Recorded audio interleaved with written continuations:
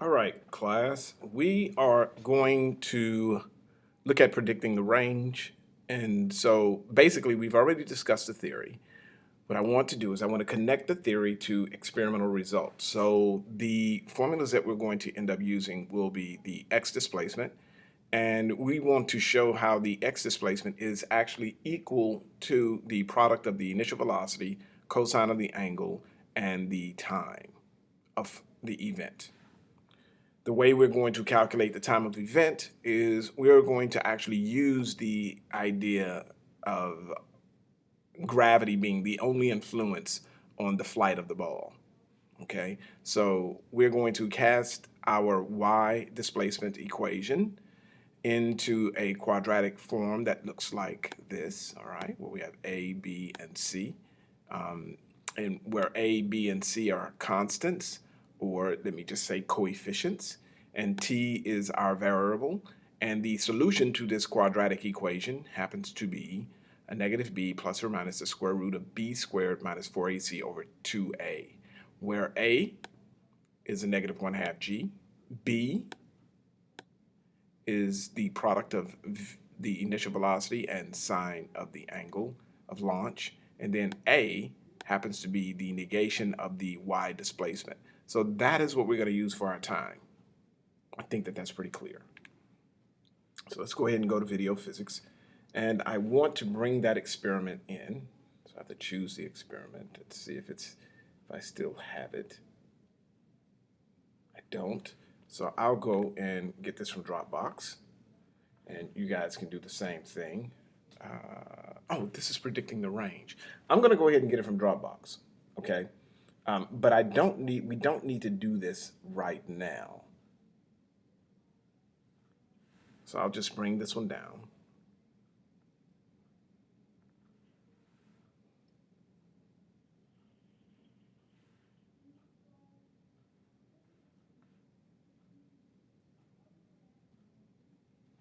And I'm just going to export this video. Hopefully, it will export fairly quickly.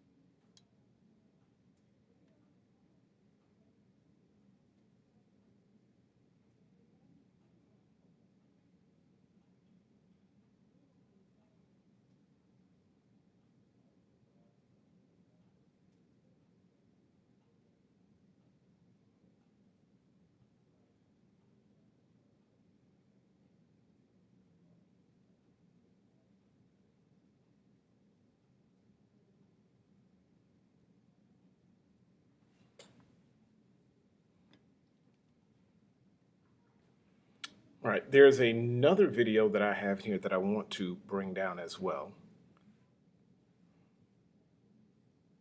It's much shorter, and I think the lighting is much better.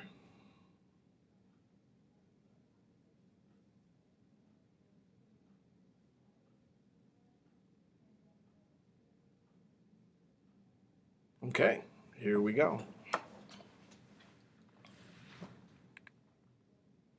So now I'm just going to go back into video physics. You'll see that I have the two videos imported here. And I believe that the first one is here. And so I'll use that video.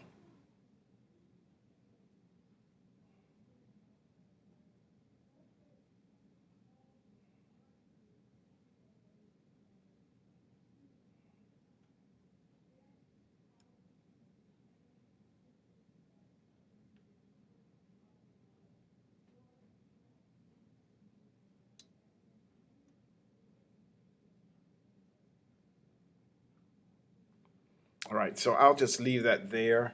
In fact, I'll go ahead and bring in the other one as well.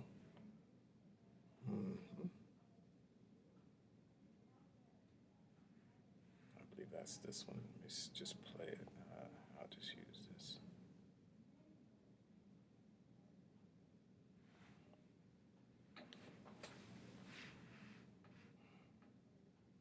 So now that we have both of those videos in, let's just go ahead and label them. The first video, we'll just call this verification 1.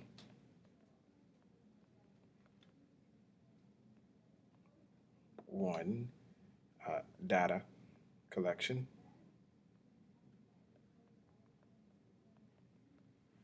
I'll just say okay. And then the second video, I'm going to call that verification 2.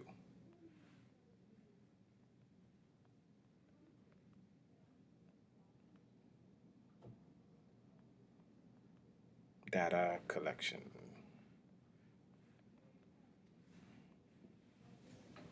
Okay, here we go. So let's go to Microsoft Excel. Let's go ahead and open that up. And we'll start right here. Let's go into Dropbox.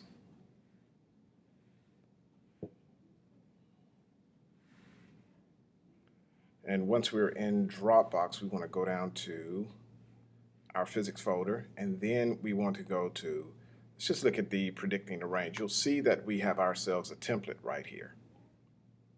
Okay, so I'm going to open up the template so that you guys will understand where we're going with this. The template has all the formulas and everything in it already. So if you look at the initial velocity here, I am just going to delete this data. So just clear it. So if you look at the initial velocity, we're going to go ahead and grab the initial velocity and we're going to paste it in here.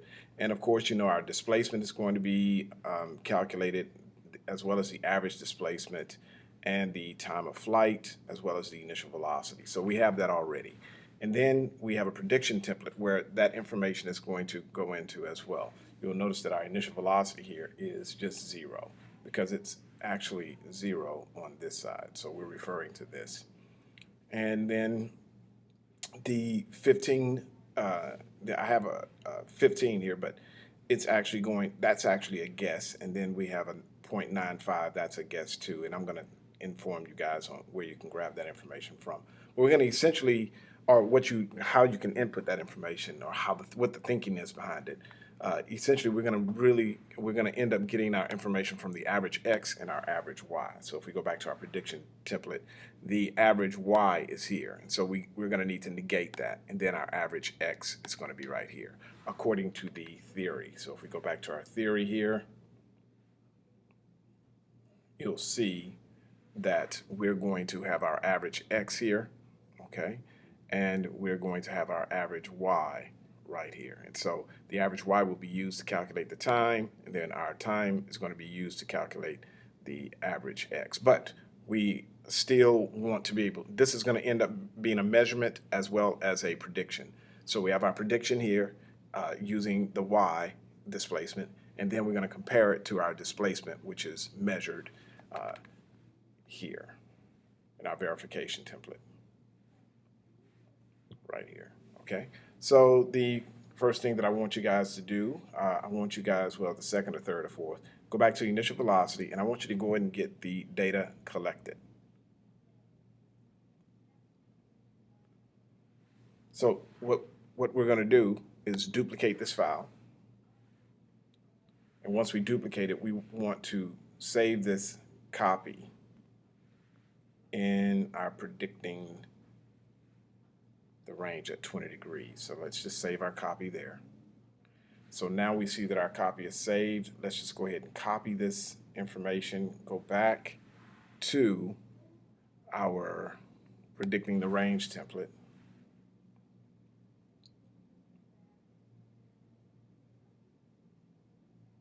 And then we're going to paste that into this particular, into B and C here. So I'm going to select on B and C. Notice that I'm in the initial velocity template.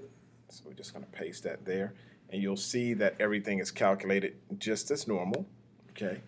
And you'll see that our prediction template has gone to these values, okay? And now we need to find the verification here. So if I were to, we could always discuss this. We know that we have our initial velocity here. We have our angle at 0 degrees. And the thing about the angle in radians, Microsoft Excel doesn't take angle in degrees. So we have to convert it over to radians. And A is just a negative 4.905. They rounded it up here. And then you have B. I can just do like so and go to number. Give me 2 decimal places, one more, 3 decimal places. And then you have B, which is just a calculation. Again, it's our initial velocity, which is an A2, times sine of the angle in radians. So that's still following our theory. And then we have C. C was a measurement from the initial velocity template. And C will be a measurement from our, C3 will be a measurement from our verification template. So we use that to calculate our time of flight. And here's our quadratic formula placed in here. You guys could always do the same thing. But this is B, the square root of B2, minus 4 times A, which is D2, times C, which is F2, divided by 2 times D2, which is A, 2A. So we can predict our range, and you'll notice that we have our initial velocity here times cosine of the angle in radians times the time of flight, which is here. So all of this is just following the theory. And then we have our measured range. So we're going to compare our measured range to our predicted range. We end up with our percent difference of 0. So if I select on my measured range, you'll notice that it's just referring to the other template. It's just a number. It's the average displacement. And if I just select on this, you'll see that it's our average X displacement. We found that. Okay, see, all of these numbers are averaged right here, and that's this value. So let me go back to our prediction template. And now we're just going to guess between 12 and 15 centimeters for this value, and between 85 and 95 centimeters for this value. So you can pick whichever value you want. It doesn't matter. It matters, but it doesn't matter, because once we go to our verification template, once we actually perform our experiment at 20 degrees, you will see that the information is going to be, we're going to substitute that information in here. All right? So I'm just going to stop right there. When we come back, we're going to set up our experiment.